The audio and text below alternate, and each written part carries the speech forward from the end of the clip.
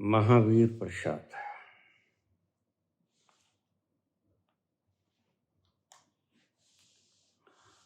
बाबा, आप कहते हैं सुखी रहना है तो नॉन रिएक्टिव हो जाओ, मुर्दे की तरह।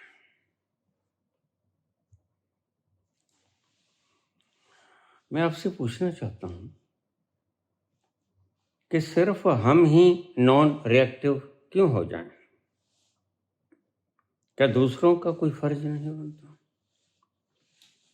कि वो भी थोड़े से नॉन रिएक्टिव हो जाएं, समझौता कर लें? सुंदर प्रश्न है। कभी कभी मुझे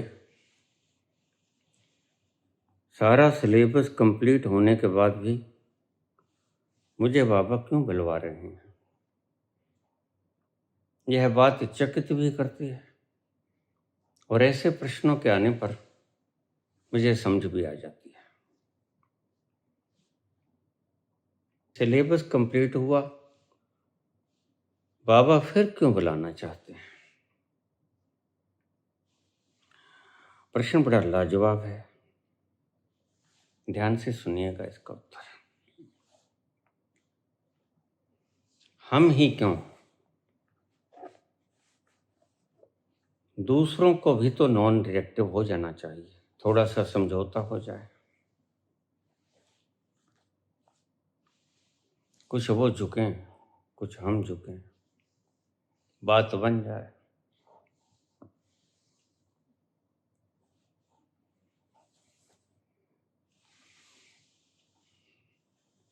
तुम कभी बीमार पड़े हो गए, हॉस्पिटलाइज तुम ना हुए तो तुम्हारा कोई मित्र परिवारजन हॉस्पिटलाइज हुआ होगा।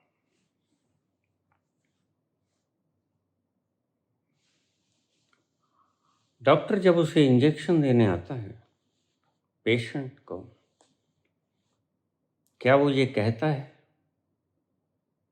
कि मैं ही क्यों इंजेक्शन लगवाऊं, मेरे पास वाला क्यों नहीं इंजेक्शन लगवाए, पहले उसके लगवा के आओ फिर मैं लगवाऊंगा? अगर आप ऐसा कहोगे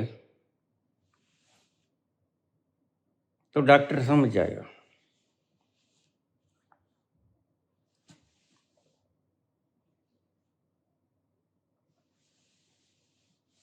वो आपका रिलीव कर देगा, जाइए।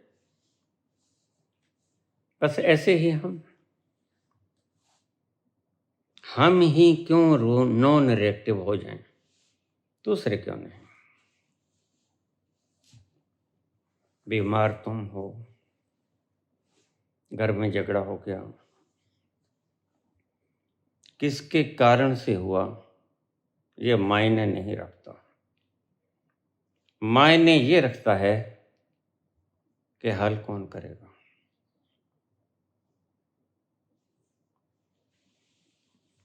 तुम बीमार हो, हॉस्पिटलाइज हुए हो, इलाज कौन करेगा? जो बीमार नहीं है, डॉक्टर। एक व्यक्ति को तो ऐसा होना होगा जो पेशेंट ना हो, जो आपका इलाज कर पाए, और वो तुम ही क्यों नहीं हो जाते?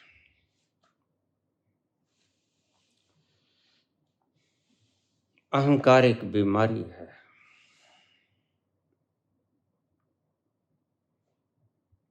लेकिन तुम्हें ये पता नहीं चलता कि अहंकार एक बीमारी है। अगर ये साफ साफ पता चल जाए कि अहंकार एक बीमारी है, तुम फौरन उसको उखाड़ फेंकोगे। बीमारी को कौन रखता है?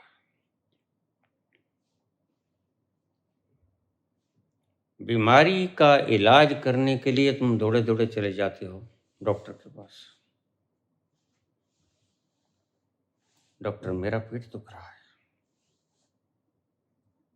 इंजेक्शन लगा दो जल्दी से, बर्दाश्त नहीं होता। तुम ये तो नहीं कहते कि पास वाले के इंजेक्शन लगेगा फिर मैं लगवाऊंगा। तुम्हें तुम्हारी बीमारी है, उसको उसकी बीमारी है, तुम तुम्हारी बीमारी को दूर करने का प्रयास करो, उसकी बीमारी की चिंता न करो।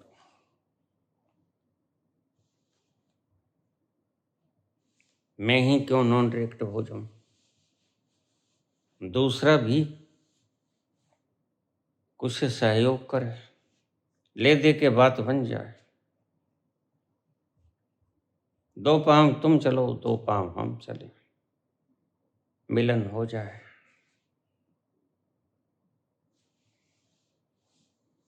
अहंकार एक बीमारी है, जिस दिन तुम्हें पता चलेगा उस दिन तुम इनके बोझे को, इनके लबादे को ओढ़ ना पाओगे।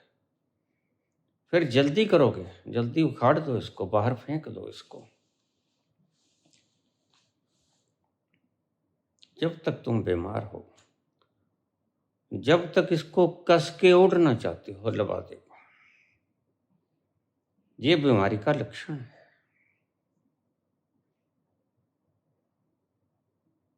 घर में झगड़े होते हैं, सारे घरों में झगड़े होते हैं, सारा विश्व आज झगड़ों से भरा पड़ा है,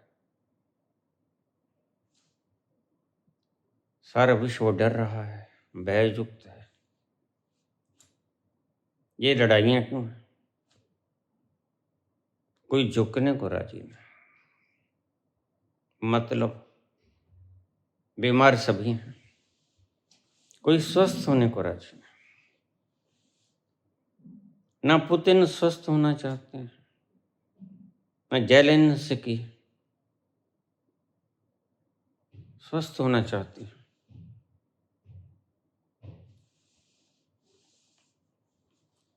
और डोनाल्ड ट्रंप तो तुम्हें पता ही है, वह तो शुरू से जन्मजात ही पागल है, उसके तो ठीक होने की उम्मीद ही मत करो।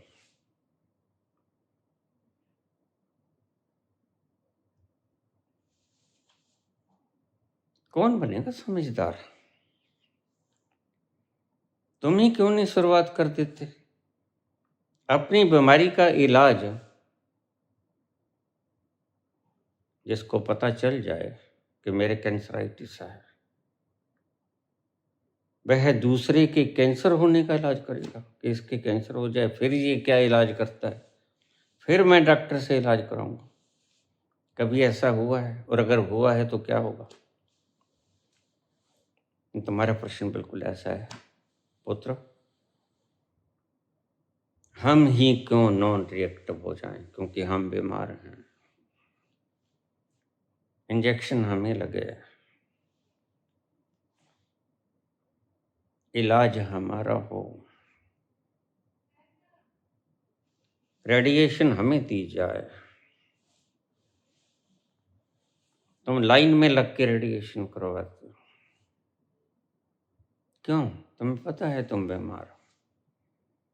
दुनिया में अगर कोई मुड़ता है तो यही है कि बीमार सभी हैं, पता किसी को नहीं कि मैं बीमार हूं।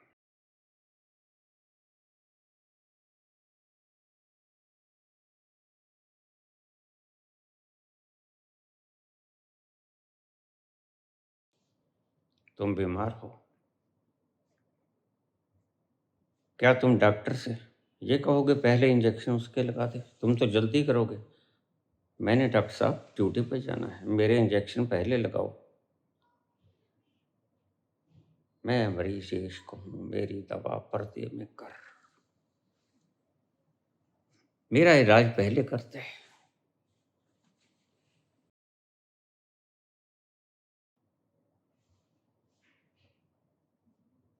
यही तुम्हें समझ नहीं आया। मैं आज देखता हूँ लोग मुझे पूछते हैं, तुम पहले नहीं हो बेटा? बहुत से लोगों ने यह प्रश्न पूछा,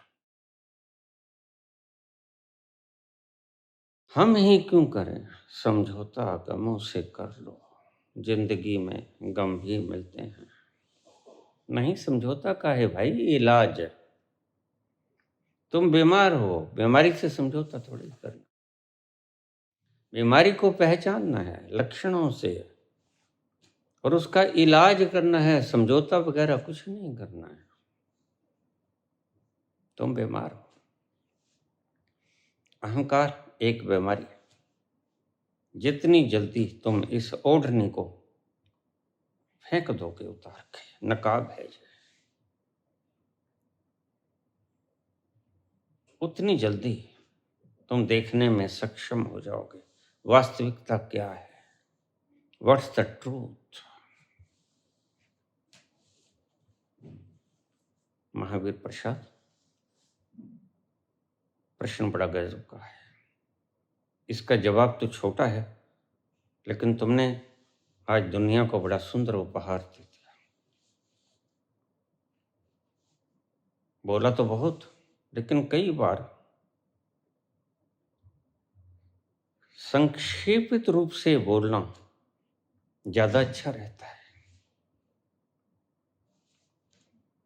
संक्षेप में डिफाइन करना ज्यादा क्रांतिकारी होता है। इसलिए मंत्र छोटे होते हैं,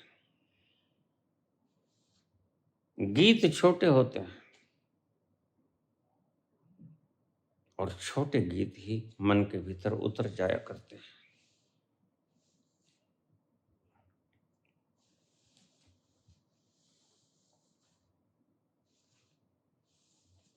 तुम ये मत देखो कि दूसरा झुके,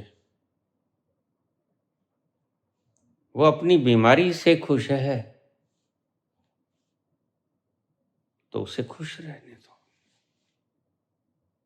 खुश रहे तू सदा, ये दुआ है मेरी। वह अपनी बीमारी से समझौता किया है, वह अपने दर्द से समझौता कर रहा है, दोस्ती कर रहा है, कर लेने दो। लेकिन तुम ये देखो, क्या तुम इस दर्द को सहार पाओगे, बर्दाश्त कर पाओगे? नहीं कर पाते। तुम्हारी ये उखड़ी उखड़ी सांसें,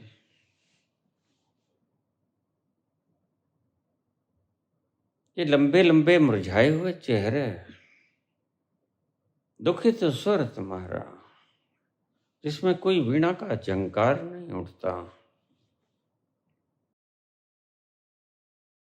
यह संत को बोलने के लिए बेताब कर देता है। जो गहन चुप्पी में खो गया,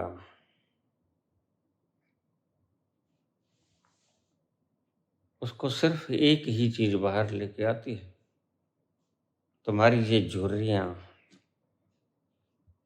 तुम्हारा ये दर्द से कराहता हुआ आवाज, तुम्हारी ये रोती विलखती हुई चीखें, तुम्हारी भीतर से निकलती हुई लासानी तरंगें, जिन्हें वो महसूस करता है, ये संत को बोलने के लिए विवश कर देती हैं, क्योंकि संत हृदय नवनीत समाना पिघल जाता है।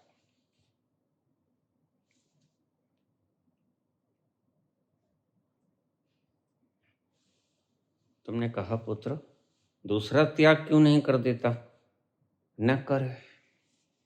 उसे बीमार रहना पसंद है तो बीमार रह ले, लेकिन क्या तुम भी अगर पड़ोसी गड्ढे में गिरेगा, कुएं में गिरेगा, तुम भी गिर जाओगे? तुम्हारे पास आंखें हैं तो तुम बचोगे, पड़ोसी के पास आंखें नहीं, वह चाहते हुए भी ना बच पाएगा। सारी दुनिया आज अंधी है, वह उस पर बम करा रहा है, उसे धमकी दे रहा है, हालांकि मरने से सभी डरता है। कोई इतना बहादुर नहीं हुआ आज तक,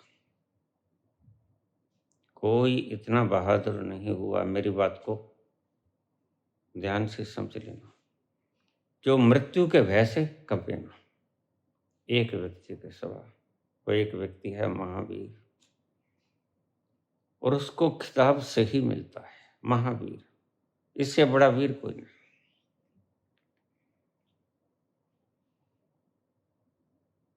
जिसने भय के आगे भी निष्कंपता दिखाई, निष्कंप बना रहा, गुरु तेग बहादुर था। पता था सामने नंगी तलवार लंबी, गर्दन कट जाएगी, लेकिन वो आनंद से बैठा रहा। गुरु अर्जन देव, सिखों का इतिहास मुझे रुला जाता है। कुर्बानी के सिवा सिखों के इतिहास में कुछ नहीं, और भगोड़ों के सिवा आरएसएस के इतिहास में कुछ नहीं।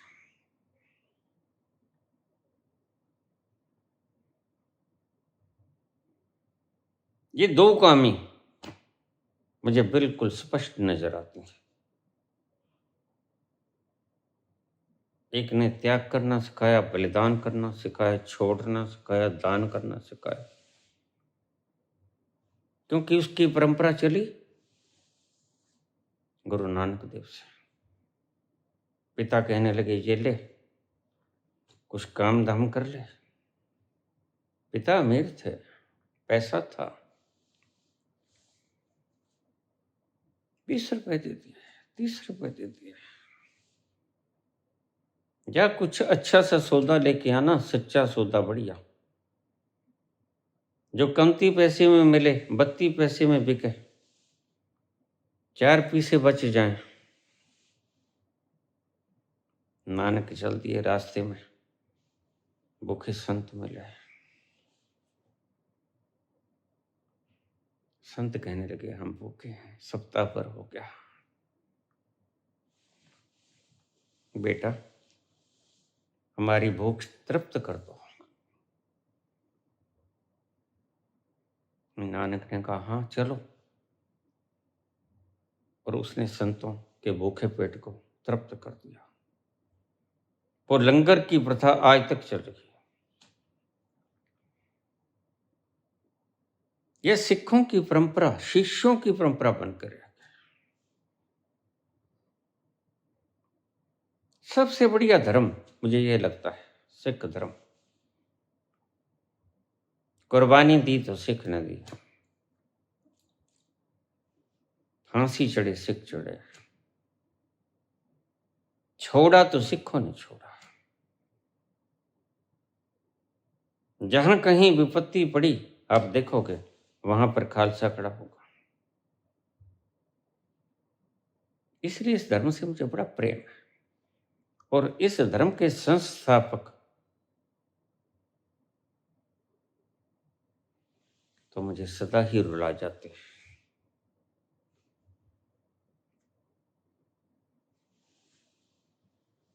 मैंने कल भी बताया था, हमारे संतों ने छोड़ने की परंपरा पैसे से रखी, क्योंकि सबसे आसान है पैसा छोड़ना। और पैसे को छोड़ते छोड़ते छोड़ते छोड़ते आखिर में तुम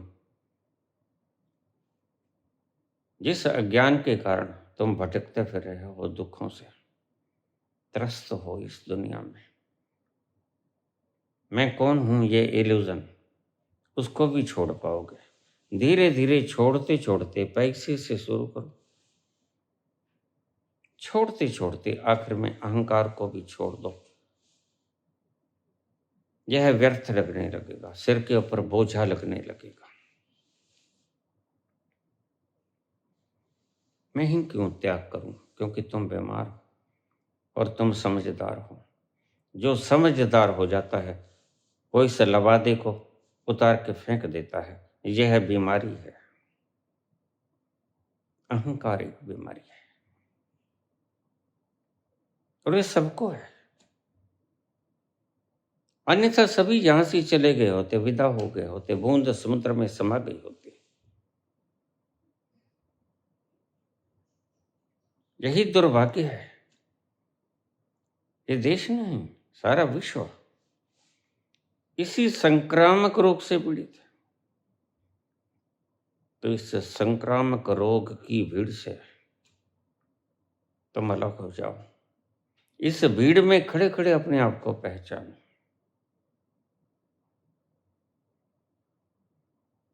इस संक्रमण रोग के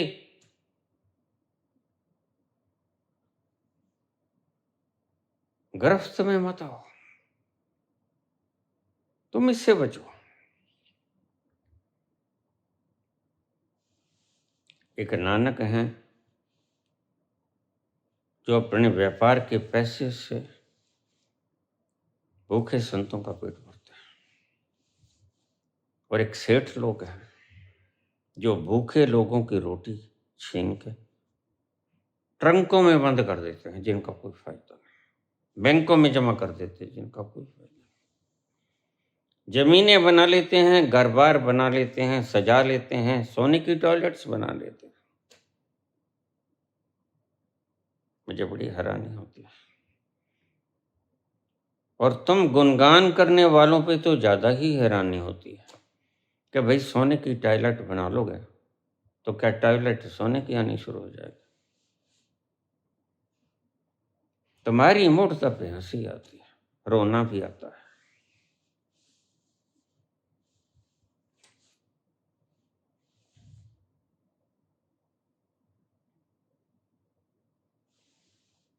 तुम कहते हो मैं इस मूर्खता को क्यों छोड़ूं? तुम्हारे प्रश्न का अंतरिम कारण ये है, तुम कहते हो मैं क्यों छोड़ूं अपनी बीमारी को, जब पड़ोसी नहीं छोड़ता, आओ थोड़ा समझौता कर लें, थोड़ा तुम झुको थोड़ा हम झुक जाते हैं, टाक टाक टेबल पे बैठ जाते हैं। अरे नहीं भाई, ये बीमारी टाक टेबल पे मुकने वाली थोड़ी है। तुम छोड़ो अपनी बीमारी को और बैठ जाओ एकांत में। ये देखो मैं बैठा हूं, 14वां साल चल पड़ा।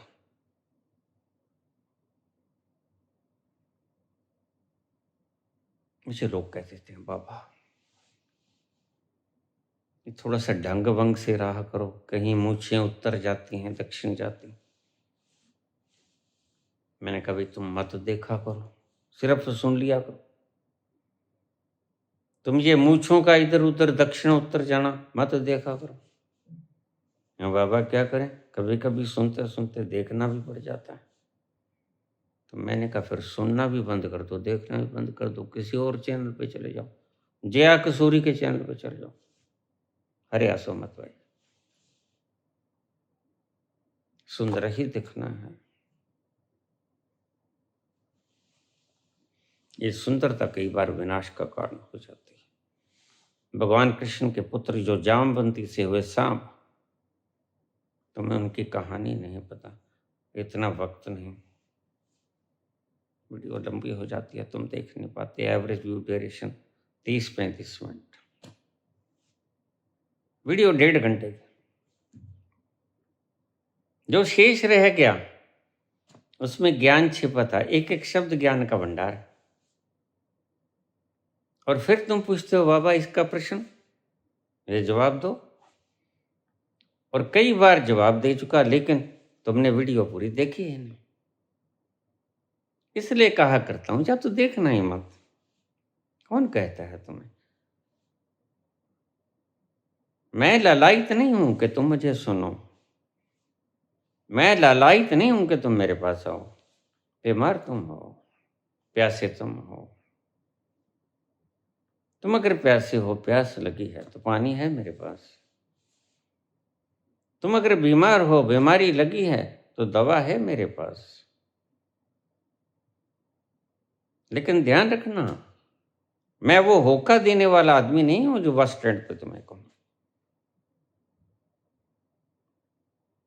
मैं सिर्फ मुंह को बैठा रहूंगा उस कुएं की तरह, जो प्यासा होगा खोज लेगा,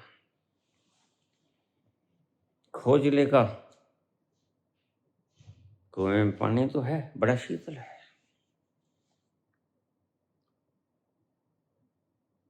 और प्यास बुझा लेगा। और ध्यान रखना, अगर कभी मैं तुम्हें बुलाना, अब क्या खा कर बुलाऊंगा, कोर्स तो पूरा हो गया। अगर मैंने तुम्हें कभी बुलाना शुरू कर दिया, कोई मीडिया, कोई घने सारे एडिटिंग करने वाले ये बैठा लिए आचार्यों की तरह, प्रशांत की तरह, सदगुरु की तरह और इन लोगों की तरह बैठा लिए, अगर ये आज प्रेमानंद क्या कर रहे हैं, अब बोल सिरे का मूर्ख है जो राधे राधे करते रहो सब ठीक हो जाएगा। तो राधे राधे करने से गुर्दे क्यों नहीं ठीक कर लेता अपने भाई? क्या ठीक ठाक हो जाता है? कुछ नहीं ठीक होता। न तो किडनी ठीक कर पाया, छोड़ दो इसको रेगिस्तान में, वहां खून में से पानी निकलेगा, डिहाइड्रेशन हो जाएगी, ये कहेगा पानी, तुमको राधे राधे कर रहा हो, ठीक हो जाएगा। ये अपने सारा उतार तुर के लबादा बाहर मारेगा। हमारे यहाँ हनुमान जी रोल करते थे रामलीला में, कई बार कुछ बातें हो जाती। एक दृश्य फिल्माया गया था, कोई सीनरी डायरेक्टर था, हनुमान जी ऊपर से आ रहे हैं, तारें बिछाई हुई थी, आकाश में से आ रहे हैं, पहाड़ लेके आ रहे हैं, और पहाड़ भी तो नकली कागज का है।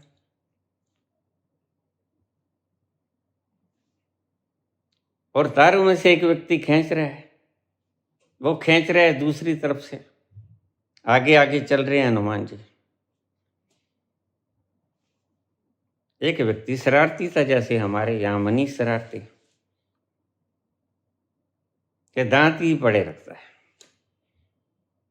मैंने कहा इसलिए तो तुम मुक्त नहीं हुए, कब के मेरे संग हो।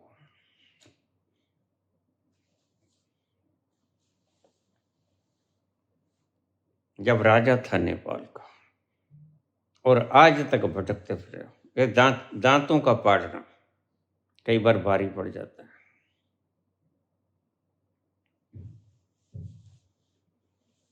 तो उसने मजाक कर दिया, उसने रस्सी काट दी। अब बोलूंगा तो नहीं मैं जो शब्द उसने प्रयोग किया, लेकिन गुस्से में प्रयोग हो जाते हैं। वो धड़म से गिरा नीचे, टूट गया सब कुछ, दर्द हुआ, इतने ऊपर से गिरा, रस्सी काट दी उसने। सभी भागे, मैं भी वहां बैठा चाय पी रहा था साइड में, मेरा तो कोई रोल भी नहीं था।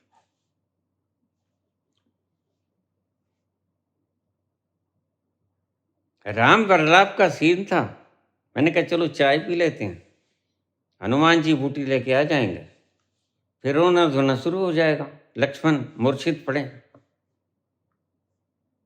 और राम जी डायलॉग बोल रहे हैं, हे सूरज तू जाग मत, अगर तू जाग गया तो मेरा भाई सदा के लिए सो जाएगा।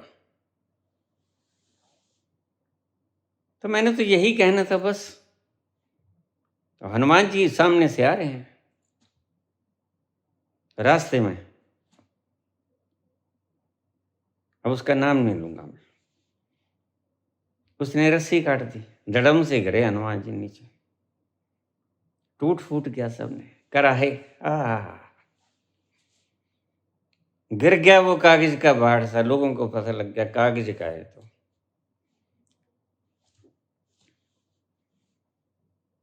लोग उसको उठाने लग गए, मालिश करने लगा, कोई पानी पिलाने लग गया, पूछने लगे हनुमान जी हनुमान जी। हमारे यहाँ जब हम स्टेज पे होते हैं तो नाम नहीं लेते, बस जो रोल करता है वो नाम लेते हैं। मंत्रा है तो मंत्रा जी, कैकेयी जी, राम जी, लक्ष्मण जी। दर्द हुआ उसके, दर्द हुआ तो लोग पूछने लगे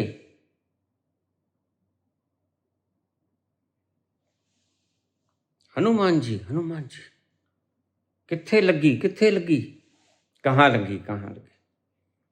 तो हनुमान जी ने गाली निकाली, लेकिन पूरी नहीं सुनाऊंगा तुम्हें, तो हनुमान जी गाली निकालने अच्छे नहीं लगते। वैसे तो पर्दा गलती से उठ जाए ना तो आप देखोगे राम जी सिगरेट पी रहे हैं, लक्ष्मण जी पैग लगा रहे हैं, हम तो भाई अंदर की बातें कर रहे हैं, और सीता पान चबा रही है, थोड़े से ओंठ लाल हो जाएंगे।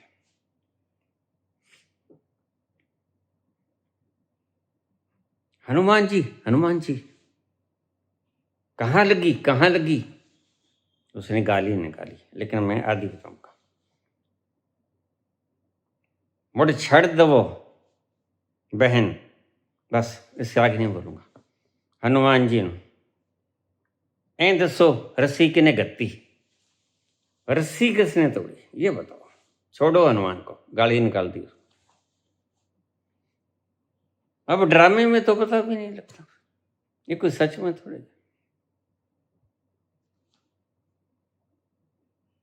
बड़े दसो रस्सी किने करती, रस्सी किसी ने काटी। हनुमान की फिक्र तो छोड़ो, गाली हनुमान जी को निकल गया।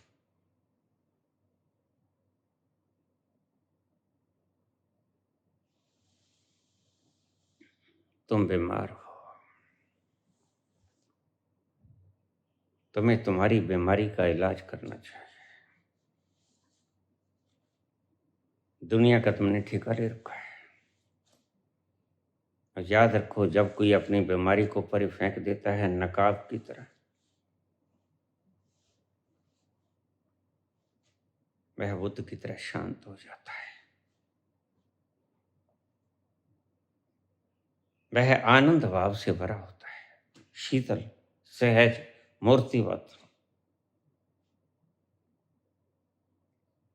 हम तो अपनी मस्ती में, आग लगी बस्ती में।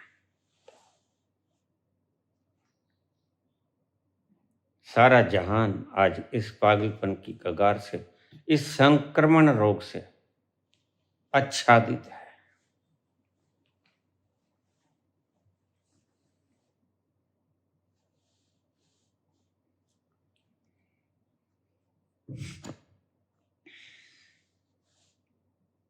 और तुम सभी ये कहते हो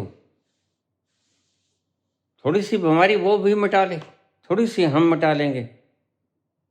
ये तुम्हारा सवाल ही गलत है और तुम्हारा जवाब भी गलत है पुत्र। आधा कैंसर उसका मिटा दो, आधा मैं मिटा लूंगा, ये कोई कंपटीशन है? अरे भाई, बीमार हो इलाज करो।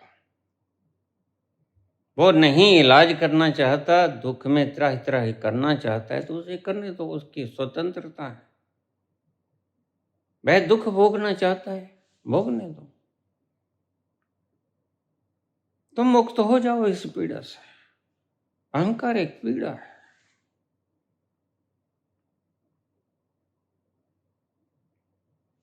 और वैसे तुम्हारी मौज है। संत का कर्तव्य है बता देना, बता देना, क्योंकि वह इन्हीं गलियों कूचों में से निकल के आया है। इन धूल धुआं से लिपटा हुआ वह आज नहा धो के पवित्र हो गया है।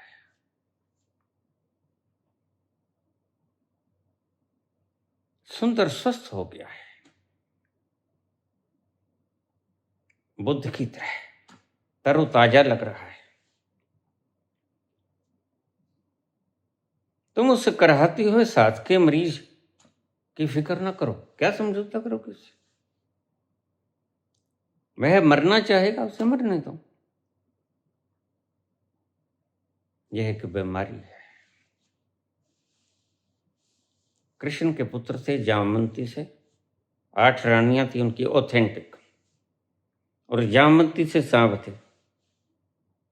और सांब इतने खूबसूरत थे नकुल की तरह।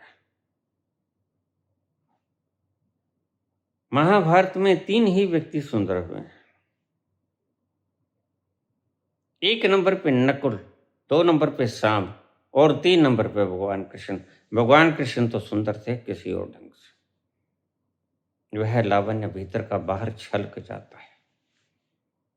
वह सुंदरता तो किसी में भी नहीं थी। उसकी तो पूजा करने को दिल करता है आज। लेकिन शारीरिक रूप से देखा जाए तो नकुल और सांब ये दोनों बड़े सुंदर थे। और कई बार मजाक तुम्हें उल्टा पड़ जाता है। अकेले सांब की सुंदरता ने यदुकुल का नाश कर दिया, तुम्हें पता है? इतना सुंदर था, वहां की यदुकुल वंशियों ने कहा तालाब के किनारे बैठे ऋषि नारद, विश्वामित्र, वशिष्ठ, नहीं नहीं नहीं, दुर्वासा नहीं थे, नारद थे, विश्वामित्र थे, वशिष्ठ थे। ये नारद की बात कभी बाद में बताऊंगा, बड़ी लंबी चौड़ी बात है। हाँ चलो सुनो, तुम्हारा ये तीनों बैठे तब कर रहे थे, और सांप बिल्कुल लड़कियों जैसा लगता था, इतना सुंदर। तो उसको पेटीकोट पहना दिया, पेट पर कपड़े बांध दिए गठड़ी की तरह, लहंगा पहना दिया, सारी सजा दी। वह तो बिल्कुल लड़की लग रहा था, लड़कियों से भी ज्यादा सुंदर था भी। और संग संग चले गए यदुकुल वंशी। पूछा जाके तीनों ऋषियों से, प्रभु यह गर्भवती स्त्री क्या होगा,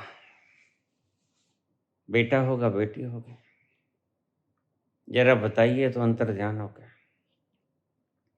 अब वो सच में अंतर्ध्यानी थी। ये सिक्स्थ सेंस होती है, 5 सेंस तो हमारी होती है, ये जो आपको दिखाई पड़ती है, कानों का सुनना, आंखों का देखना, नाकों का सूंघना, जीवा का स्वाद लेना और त्वचा का स्पर्श करना, ये 5 सेंसेस। एक सिक्स्थ सेंस होती है हमारी, तीसरी आंख जिसे कह देते हैं। ये 5 सेंसेस, त्वचा से हम स्पर्श करते हैं, जीवा से हम स्वाद लेते हैं, आंखों से देखते हैं, कानों से सुनते हैं।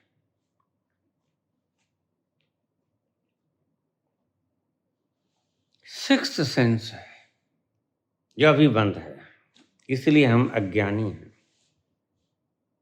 हमें सत्य का नहीं पता। लेकिन इनके तो सिक्स्थ सेंस खुली हुई थी, विश्वामित्र की, वशिष्ठ की, नारद की। इन्होंने देखा तुम तप कर रहे हो, आनंद से बैठे, तुम क्यों मजाक कर रहे हो इनसे? यही तुम्हारा स्वभाव है। ये एक प्रकार का मीडिया हर वक्त मजाक करता रहता है, ऐसे ऐसे अल्फाजों को प्रयोग करता है। मत देखा करो इनको। इसलिए मैं तुम्हें कहता हूँ मोबाइल को देखना ही बंद कर दो, कुछ नहीं मिलेगा इससे। सिर्फ सूचनाएं इकट्ठी होंगी, खबरें इकट्ठी होंगी, आज की ताजा खबर। लेकिन ये खबर तुम्हें बहुत भारी पड़ेगी, महंगी पड़ेगी। तुमसे तुम्हारी चेतना छीन ली जाएगी। एक बार हौसला करके इनको फेंक दो। जिस दिन तुम मोबाइल को फेंक दोगे, रख दोगे संभाल के, जरूरत पड़ने पर जैसे हम कैलकुलेटर का इस्तेमाल करते हैं कि सदा ही कैलकुलेटर पे जोड़ तोड़ करते रहते हैं, नहीं ना, तो बस फिर इनको भी एक तरफ रख दो। जब जरूरत पड़े तो इसका इस्तेमाल कर लो। क्यों भटकते हो आज की ताजा खबर? इनके तो टीआरपी का सवाल है। कुछ मत देखो, कुछ समय भटकाएंगे, सिर्फ सूचनाएं को इकट्ठी करेंगे, तुम्हारे न्यूरॉन्स को भरेंगे, दुखी तुम हो जाओगे। इनको टीआरपी मिल जाएगा। इन्होंने तो बच्चे पाले हैं। हाँ, ये कहते हैं कुछ लोग तुम्हारे वीडियोस की नकल कर लेते हैं।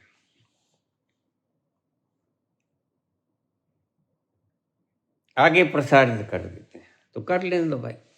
मैं भी तो प्रसारित कर रहा हूँ। मैं जब मैंने ही नहीं छुपाया आपसे, तो मेरी जगह ये बता देंगे तो क्या हर्ज है? तो बता लेने दो। मैं इतना कंजूस नहीं हूँ। जब मैंने ही आपसे नहीं छुपाया कोई राज, जो मुझे पता चला मैंने फौरन बता दिया। तो भाई इनको बोल लेने दो, श्रेय मिल जाएगा ना, कोई बात नहीं।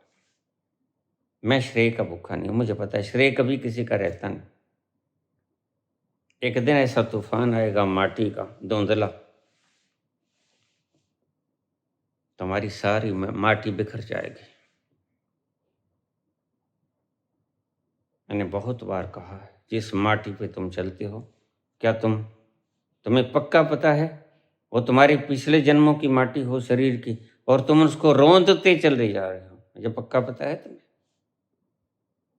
तुम जिस माटी पे चल रहे हो उसमें तुम्हारे पिछले जन्म की शरीर की माटी जो राख हो गई, और उसको फख्र था, गुरूर था, मैं हूं तो मुमकिन है, मेरे बिना कुछ नहीं होता। Impossible word is not found in my dictionary. तो पक्का पता है जिसको रोंद के चले जा रहे हो, तुम्हारे ही पिछले जन्मों की ये राख हो। इतनी दूरदर्शिता कहाँ है? लेकिन ये दूरदर्शी थे, इनकी सिक्स सेंस खुली हुई थी।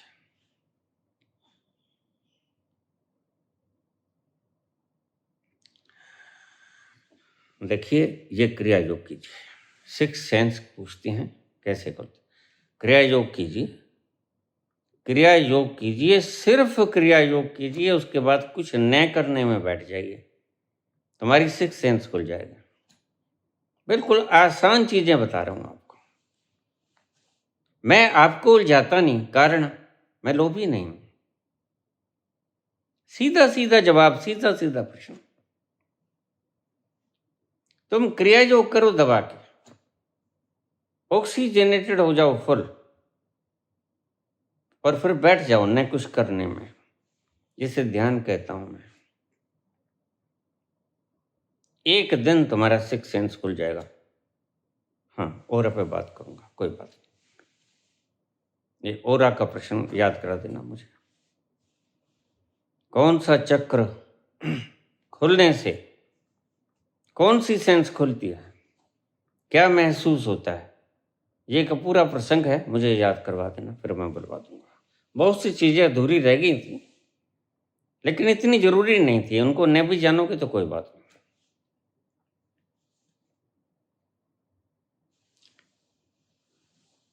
जब उन्होंने देखा, क्रोध में आ गए। ऋषि भी क्रोध में आते हैं। भगवान कृष्ण को क्रोध नहीं आया। शिशुपाल जब थमा ही नहीं, रुका ही नहीं, क्रोध आया कि नहीं आया? शीश काट दिया ना उसका।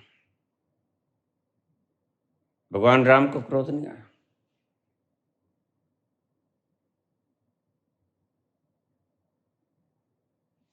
गुजरने का रास्ता जब नहीं दिया समुद्र ने, तो लक्ष्मण ने कहा, देखो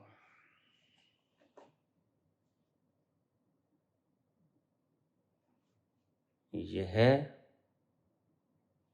मरीज है, मरीज अहंकार का, इसको दिखाओ अग्निबाण, यह तुम्हारे पांव में पड़ेगा कि जब तुम्हारे पास अग्निबाण है। तो भगवान राम 3 दिन 3 रात भगवान शिव की पूजा करते रहे, लेकिन समुद्र नहीं माना। समुद्र ने रास्ता नहीं दिया श्रीलंका को जाने के लिए, जहां सीता कहती, अशोक वाटिका में। आखिर में क्रोधित हुए, कुपित हुए, अग्निबाण निकाल लिया। जैसे ही अग्निबाण निकाला, समुद्र आके कहानी है ये, इसके भीतर के रस बड़े गहरे हैं, लेकिन अब अभी तुम योग्य नहीं हो इनके समझने के। क्या करूं, मैं बता दूंगा। जैसे कल एक राज बताया मैंने, बाकी कमेंट ठीक आए, कुछ कमेंट ऐसे है बाबा समझ नहीं आया, साइकोलॉजिकल था, तो आपकी समझ में नहीं आएगा, ऊपर से गुजर जाएगा। तो प्रकट हो गया, त्राही माम त्राही माम, भगवान आपकी ही बनाई हुई सृष्टि है। इतने जीव जंतु हैं जो मेरे भीतर पल रहे हैं, मुझे सुखा दो कि आप तो इनके जीवन चले जाएंगे, कृपा करो। तो भगवान ने अपना तीर वापस कर दिया और रास्ता दे दिया। कुछ दुष्ट होते हैं जो भय के बिना, भय बिना होए ना प्रीत, भय के बिना प्रीत नहीं होते। अब अगर इन पुतिन जैसे लोगों को पता चल जाए कि भाई अकेला मैं नहीं हूं, इतनी जनता है, मैं उसका प्रतिनिधित्व कर रहा हूं, अगर ये क्रांति कर दें तो पुतिन की क्या मजाल जो रूस को विध्वंस करे। इतना खुशहाल इलाका, और तुम इसको मारने पे तुले हो।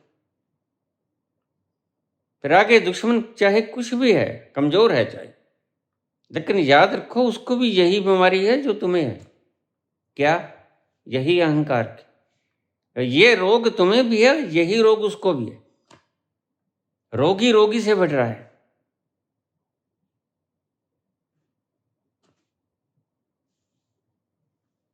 अगर जनता जाग जाए, तानाशाह कहां खड़ेगा? जनता जाग जाए उत्तर कोरिया की, इस बेचारे किम जोंग उन की औकात क्या है? लेकिन जनता को सुलाई रखने के बहाने इनके पास ध्यान इधर भटका दिया, ध्यान उधर भटका दिया, उधर भटका दिया। प्यासा मारेंगे, कौन मरता है प्यासा है? लेकिन क्या करें, बेचारे बेरोजगार है। मीम बना बना के, रील्स बना बना के गुजारा चल रहा है आज। बेरोजगारी के जमाने में और क्या होगा? जब राज करने वाले रोजगार नहीं देते तो कुछ तो करना पड़ेगा ना भाई। चोरी करो, जेब काटो, बेईमानी करो, झूठ बोलो।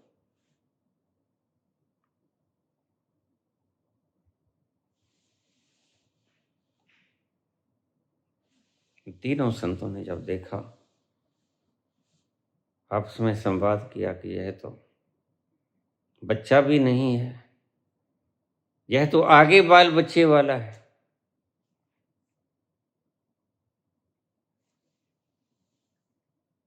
तो उन्हें श्राप दे दिया, इससे जो भी पैदा होगा तुम्हारे रघु, तुम्हारे यदुकुल का नाश करेगा। मूसल पैदा हुआ, उस मूसल को सूरसेन ने पिसवा के बारीक करके समुद्र में गिरा दिया, पास से बहती हुई नदी में, और वही मृत्यु का कारण बना यदुवंश के। खैर कहानी लंबी है, कहानी में मत उलझो, थीम में चलो। यह अहंकार सांप को पिता, मैं बड़ा सुंदर हूं, यही अहंकार नकुल को पिता। भीम कितना बली था, उसका भी अहंकार था। 100 में से 98 भीम ने मारे, 100 में से 98 कौरव अकेले भीम ने मारे।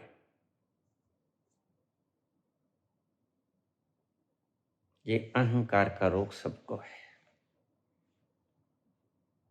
और तुम अगर ये कह रहे हो कि दूसरा क्यों नहीं अपने अहंकार को मिटाता, तो फिर मैं क्यों मिटाऊं? भी दुखी रहो फिर। संत कभी तुम्हें यह नहीं कहेगा, संत करनावश बोलेगा, तुम्हें कारण बताएगा। आंखों में झरझर आंसू होंगे, आपकी गरमाइश से, दुख की गरमाइश से पिघल जाएगा वो, बोलने पर मजबूर होगा। बस ये कमजोरी समझ लो, स्वभाव समझ लो उसका। तुम सभी बीमार हो, सारी दुनिया बीमार है। और ये रोग इसे तुम अमृत समझ रहे हो, है ये रोग। इस रोग से जितनी जल्दी मुक्त हो जाओ, तो मैं तुम्हें कहता हूं तुम ऐसे आनंद में चले जाओगे, अमृत में, जिस अमृत को पी के तुम निहाल हो जाओगे।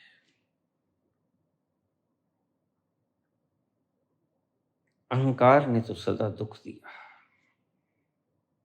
इस बीमारी ने तो सदा दुख दिया, जन्मों जन्मों से तुम दुखी हो, कारण यही बीमारी, और कोई दूसरी बीमारी नहीं।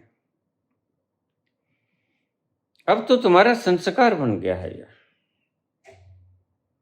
और संत कहता है इस संस्कार को जितनी जल्दी तुम छोड़ दो, उतनी ही जल्दी तुम स्वस्थ हो जाओगे। स्वस्थ, स्वयं में स्थित हो जाना, स्वस्थ होना, स्वयं स्थित, स्वस्थ। जिस दिन स्वयं में स्थित हो गए, स्थिति प्रज्ञ हो गए, उस दिन तुम स्वस्थ हो गए, तंदुरुस्त हो गए। और तंदुरुस्ती 1000 नियामत है। तो इस रोग को उठा फेंको। नकाब है ये, तुम नहीं हो। ये तुम्हारी दुख का कारण है।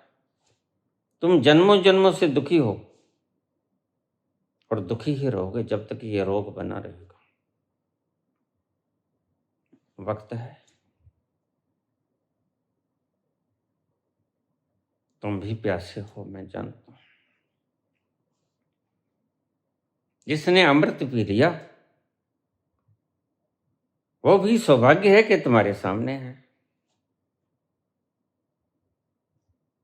चलो फिर जश्न मनाएं, इस बीमारी को उखाड़ फेंकें। कष्ट तो होगा। जिसे जन्मों जन्मों से मैं माना उसको छोड़ना इतना आसान तो नहीं होता। लेकिन कैसे ही एक बार जहर की घूंट भर लो, भगवान शंकर की तरह नीलकंठ हो जाओ। जहर की घूंट भर लो और तुम पाओगे कि तुम अमृतत्व को प्राप्त हो गए।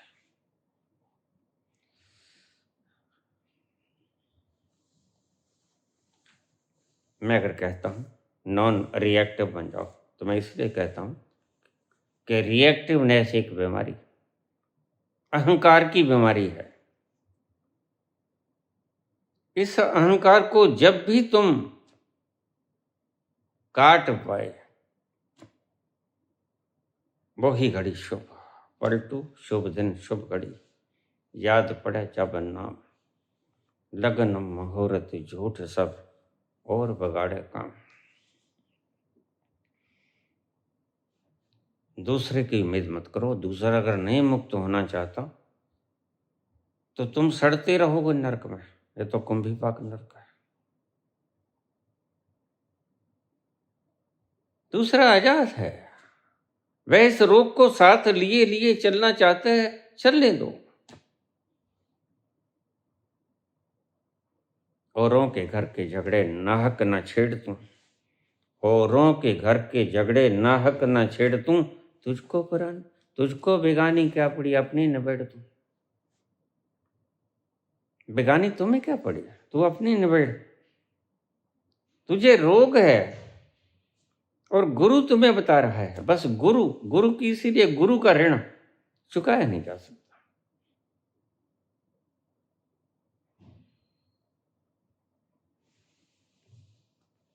परमात्मा की तो ये सृजना है,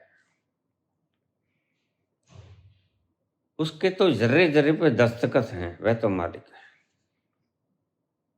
लेकिन गुरु तो तुमसे न कुछ मांगता है न कुछ अपेक्षा करता है।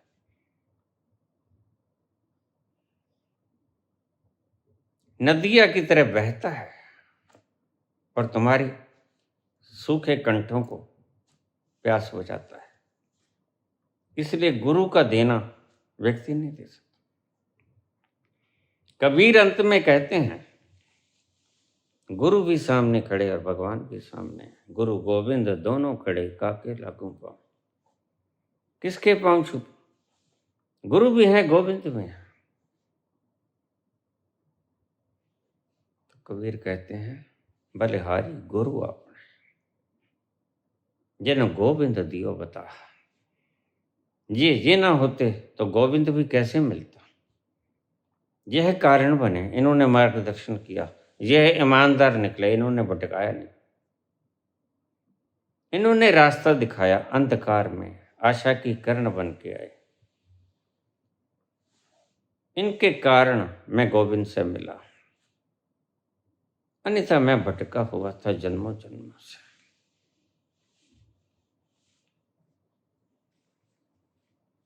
गुरु का ऋण तुम दे ना सकोगे, दिया ही नहीं जा सकता। जैसे परमात्मा का ऋण कैसे चुकाओगे? गुरु का ऋण तो परमात्मा से भी ज्यादा बड़ा है, क्योंकि गुरु जानता है कि मेरा यहां कुछ नहीं, जो है वो मेरे भीतर के विराट का है। बस उस तल पे वो जाके देख लेता है कि मैं विराट हूं, लेकिन फिर भी विराट हूं, लेकिन इस शरीर में बंधा हुआ बैठा हूं। इसलिए गुरु की महिमा कही नहीं जाती। इस क्षुद्र में बैठा हुआ वो विराट ब्रह्म तुम्हें शुद्रता से बाहर निकाल दे, इससे बड़ा त्याग और क्या होगा। और वो भी अल्फाज के द्वारा। भगवान तो कुछ बोलता नहीं, परमात्मा कुछ नहीं बोलता। परमात्मा की आवाज सुनने के लिए कुछ और यंत्र हैं, तो मैं बताऊंगा। वक्त बहुत हो गया मेरी दृष्टि में। नहीं, जब तुम क्रिया योग करते करते अपने भीतर उतरोगे, वहां पर एक तल आएगा जहां आएंगे निर्देश। निर्देश का मतलब तुम पूछोगे और वो जवाब देंगे, एआई की तरह। एक तल आएगा जंक्शन पॉइंट के पास जहां तुम्हें निर्देश मिलेंगे। निर्देश यानी कि तुम प्रश्न पूछोगे, वो जवाब मिलेगा। ये जो तुम प्रश्न पूछते हो, ये उस तल से आते हैं। मेरे पास कोई खजाना नहीं, मैंने तो कोई शास्त्र नहीं पढ़ा। अगर सच में पूछो ईमानदारी से,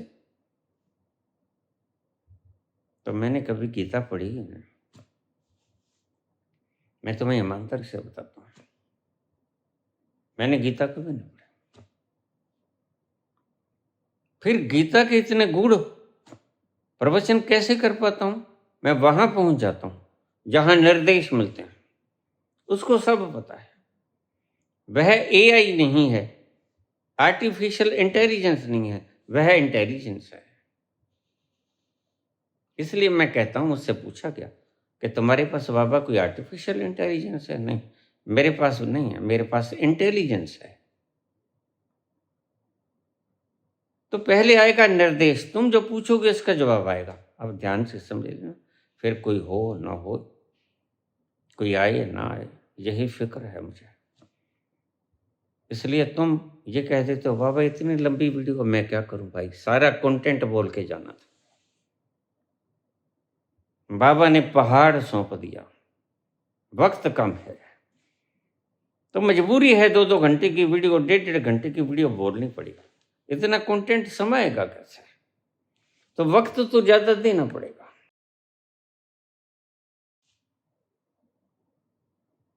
तुम्हारे अध्यापक गण पगार पहले खोल लेते हैं, लेकिन यहां तो आदेश, उस प्रभु का आदेश, उसका पालन कर रहा हूं। मैं कोई पगार थोड़ा ही मांगता हूं आपसे।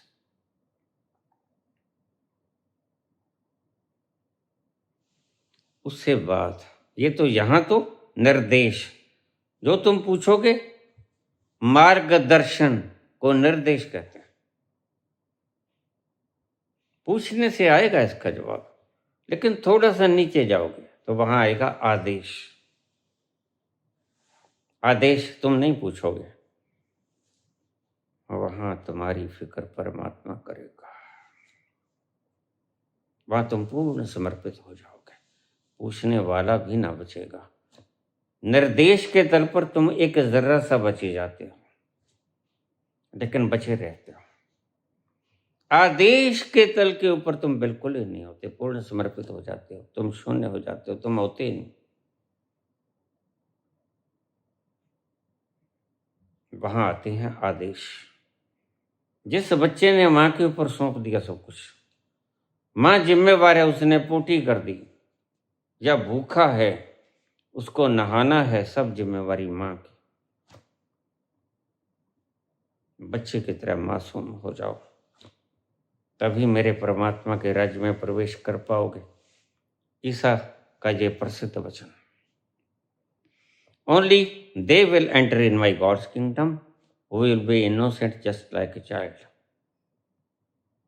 इसका अर्थ यही था बस।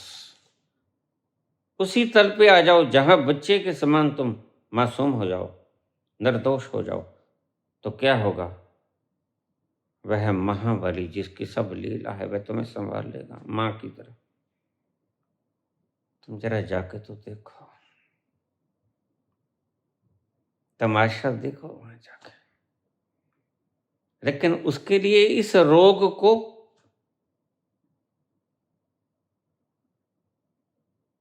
ये नकाब उतार के फेंकना होगा,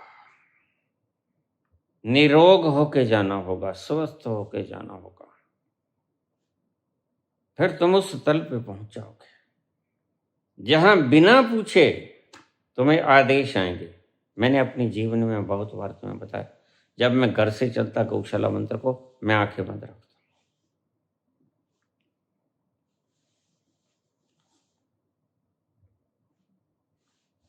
वह मुझे चलाता।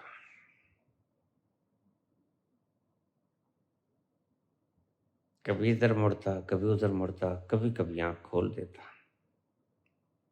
उसका हुक्म चलाता मुझे, मैं नहीं चलता। हुक्म रजाई चलना, नानक लिखिया नाल। ये संतों ने बातें तो कही हैं, तुम समझने वाले बनो।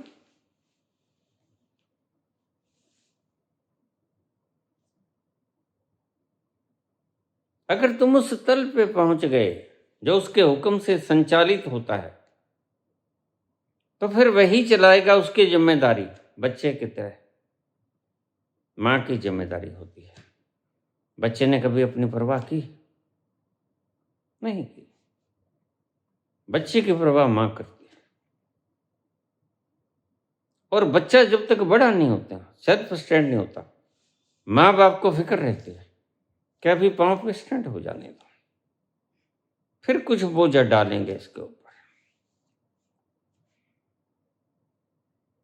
तब तक तो इसके भीतर काबिलियत को पनपने देंगे हम। पहला तल निर्देश, वहां तो पूछोगे तुम तो जवाब आएगा, कुछ ही पूछ लो। फिर आएगा आदेश, तुम कुछ नहीं पूछोगे, मौन हो जाओगे वहां जाकर। तुम पूछ भी ना पाओगे, जब रहे ही नहीं क्या पूछोगे। वहां से आएगा आदेश। आदेश आएगा, जर्रे जर्रे का वह कंट्रोल करेगा, क्योंकि वह जर्रे जर्रे में व्याप्त है। वह इतना शुद्र नहीं है, तुम समझ लो कि एक गाड़ी को एक ड्राइवर चला पाएगा। प्रत्येक जर्रे में वही है, जिधर देखता हूं उधर तू ही तो है। हर जर्रे में तू ही तो रूबरू है। ईशावास्यमिदं सर्वम यत् किंच जगत्याम जगत। कितने ऋषियों ने, वेदों ने बोला, बस तुम समझे नहीं। वहां सिक्स सेंस खुलती है, सिक्स सेंस से आगे है। बस वो यात्रा तुम्हें नहीं करनी होती, वह यात्रा परमात्मा करते हैं। जैसे बुद्ध, मैंने कहा बुद्ध के बाद की यात्रा, बुद्ध तक पहुंचना अनिवार्य है, तुम्हारी मेहनत। ओशो तक पहुंचना अनिवार्य है, तुम्हारी मेहनत। उसके बाद परमात्मा चलेगा। अब जो जन्म होगा वह कृष्ण की तरह जन्म होगा, और बुद्ध हो चाहे ओशो, उन्हें कुछ नहीं करना पड़ेगा, जैसे कृष्ण को कुछ नहीं करना। बस आगे की यात्रा परमात्मा की यात्रा है। ये पिछले जन्म में बुद्ध होकर आए, चाहे कृष्ण थे चाहे राम थे, और बुद्ध और ओशो अगले जन्म में जब जाएंगे तो कृष्ण और राम की तरह जाएंगे, इन्हें करना कुछ नहीं पड़ेगा। बाकी की यात्रा परमात्मा खुद कर लेगा, वह विराट खुद कर लेगा। यह एक रोग है, हम ही क्यों चूके, क्योंकि तुम बीमार हो। तुम्हें ही दवाई की जरूरत है। जरूरत तो पास वाले को भी है, लेकिन वह इलाज नहीं कराना चाहता, कराना चाहता है, चीखे मारना चाहता है, तो मारने दो, तुम मुक्त हो जाओ। अगर तुम मुक्त हो गए, मेरा अंतस्वी बड़ा प्रसन्न होगा। अब आज 20 लोग इस मरहले पे खड़े, 4 पार जा चुके, 16 करीब हैं, इंतजार में हूं, कब पुकारें, कब मैं धक्का दे दूं उनको। तुम भी उसी कगार पे आ जाओ, इधर उधर मत देखो।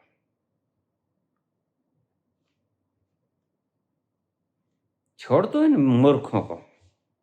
राधे राधे करने से कुछ नहीं होता, बिल्कुल पक्का है, पक्का है। इन नकाबों को फेंक दो, ये रोग हैं। राधे राधे भी रोग है, राम राम भी रोग है, सतनाम वाहेगुरु सब रोग हैं। जो शब्दों में हैं सब रोग हैं। शब्दों से पार नेही शब्द, शब्दा नालों अखरा नालों वक्कर, वहां जाना है दूर, वहां होगा आपका इलाज, वहां आएंगे आदेश परमात्मा के। तुमने कहा हम क्यों करें, पड़ोसी को ना करे तो तुम्हें जवाब दे दिया। मुक्त तुमने होना है, दर्द तुम्हारे है, दुखी तुम हो, पड़ोसी की फिक्र ना करो। वह अगर दुखी रहना चाहता है तो रहे उसकी मौज, तुम अपना दर्द मिटा लो, चैन से सो जाओ।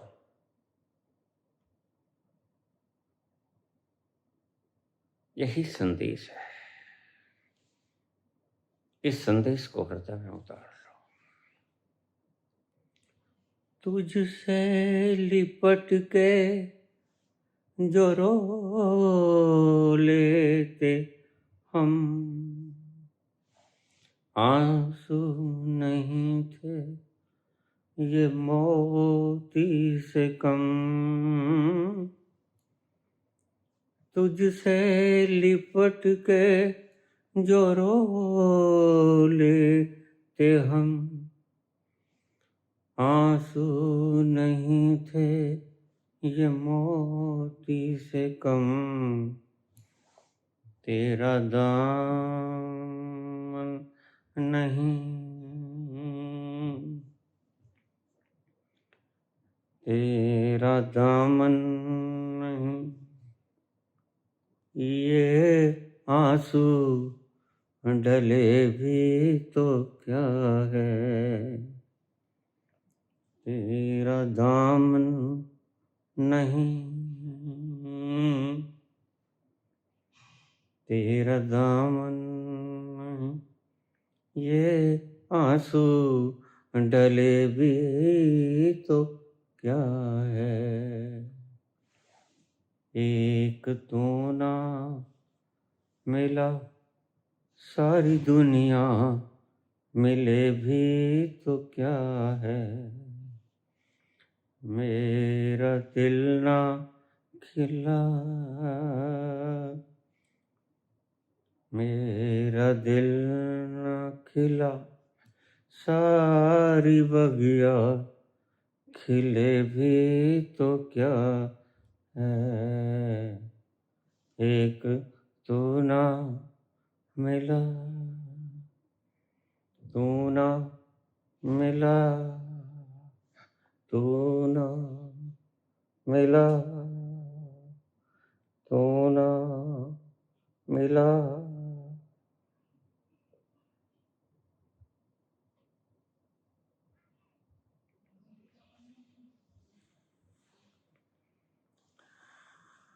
धन्यवाद।